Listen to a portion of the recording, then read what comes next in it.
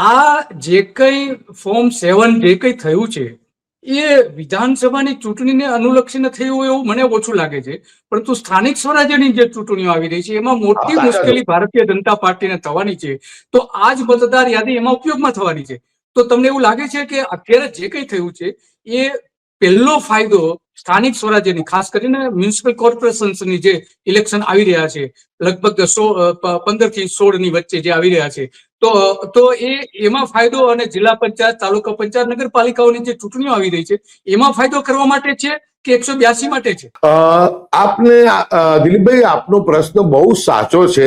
આપ બહુ સિનિયર પત્રકાર છો. આપની પાસેથી અમે ઘણું શીખ્યા છીએ વિધાનસભામાં ધારાસભ્ય હતા ત્યારે. આપને કહું કે એમનો ટાર્ગેટ પહેલા સ્થાનિક સ્વરાજ્યની ચૂંટણીઓ જ છે. એનું કારણ છે કે સ્થાનિક સ્વરાજ્યની ચૂંટણીઓ નક્કી કરશે કે 2027માં ગુજરાતમાં શું થવા જઈ રહ્યું છે.